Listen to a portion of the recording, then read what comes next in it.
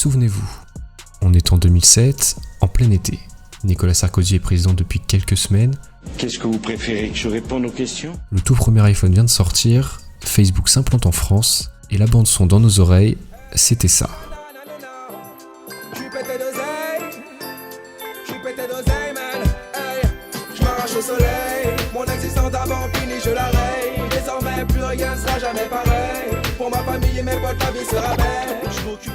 Sorti quelques mois plus tôt, Ghetto Millionnaire s'impose comme un des hits du moment.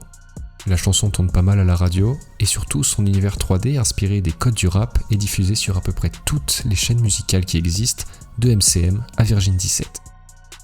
Derrière ce titre, il y a donc Black Mamba, un label virtuel qui sortira d'ailleurs une autre chanson, Il n'en restera qu'un.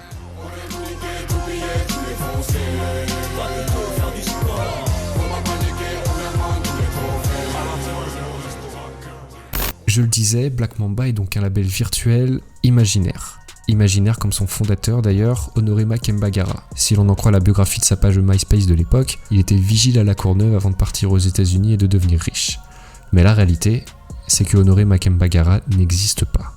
Pas plus d'ailleurs que les collectifs qui composent le label. On y retrouve par exemple la section Bellec, les Soul Sisters, Boys to Boys, les Tontons Rappeurs ou Rai and Rai, mais les personnages, qui sont d'ailleurs pour la plupart inspirés de vrais artistes, ont comme seul ancrage dans la réalité les voix des chanteurs qui les incarnent.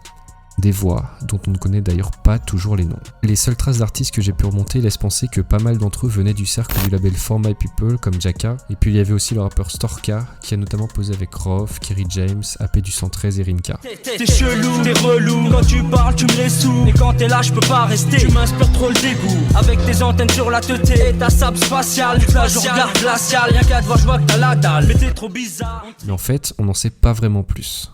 Bref, Black Mamba est un concept qui séduit, mais dont l'image est tout de même pleine de mystères. L'idée derrière ce label est en fait bien plus grande que de simplement produire de la musique.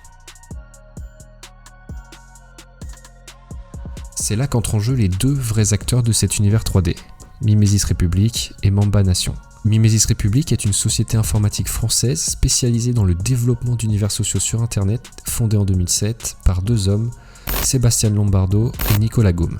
Pour ceux qui ne connaissent pas, Nicolas Gaume est une personne influente dans le monde du jeu vidéo français. Il est notamment le fondateur et directeur de Callisto, studio de développement derrière l'adaptation vidéoludique du film Le 5e élément, Dark Earth et Ultimate Race Pro. Il a aussi dirigé le bureau parisien d'Ubisoft, espacé dans le monde du jeu vidéo à son importance dans l'aventure Mamba Nation, vous verrez. Avec Mamba Nation, Mimesis Republic veut en fait profiter de l'essor des réseaux sociaux pour créer de A à Z un univers tout en 3D et très ambitieux.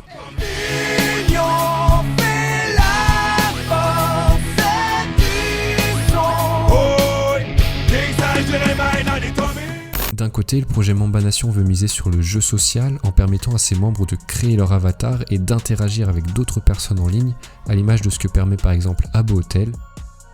Mais là où la différence se fait, c'est que Mamba Nation veut compter sur l'importance grandissante des réseaux sociaux, et notamment de Facebook. Rappelons que nous sommes en 2007 et Facebook est en France depuis seulement quelques mois. À ce moment-là, le site commence à s'ouvrir aux applications tierces, et notamment aux mini-jeux. Nicolas Gaume et Mimesis Republic voilà un domaine à exploiter. Ils décident de coupler l'expérience de jeu social avec la plateforme de Mark Zuckerberg.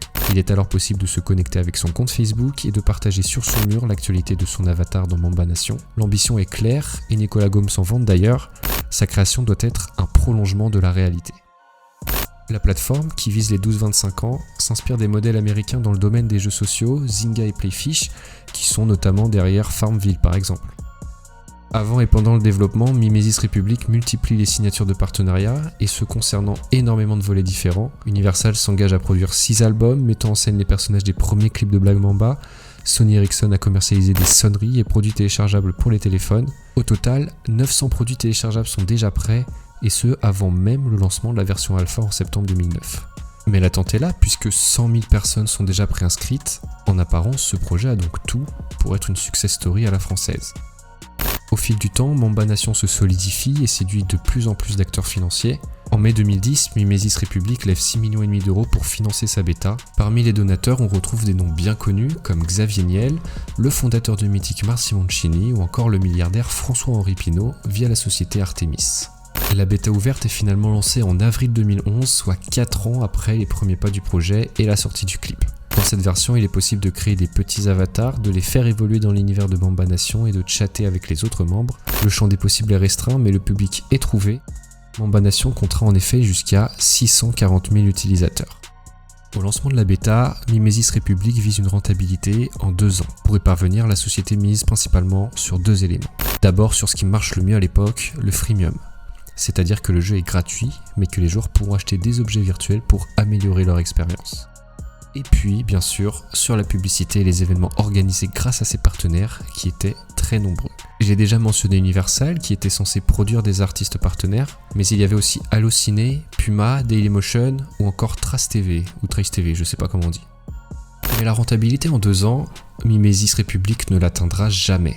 La société est placée en liquidation judiciaire le 8 novembre 2012, laissant sur le carreau près de 50 employés. Malgré les espoirs et les moyens placés dans Mamba Nation, le projet ne dépassera finalement jamais le stade de bêta ouverte, et tout ce qu'on en retient aujourd'hui, ce sont au final ces 2 chansons. Je marche au soleil, mon existence d'avant finie, je la raye. Désormais plus rien sera jamais pareil. Pour ma famille et mes potes, la vie sera belle. Je m'occupe de mon oseille. Je marche au soleil, mon existence d'avant. Merci d'avoir regardé cette vidéo jusqu'au bout. Si elle t'a plu, tu peux la liker, la partager et aussi t'abonner à la chaîne parce que ça fait toujours plaisir. Et d'ici là, porte-toi bien et à la prochaine.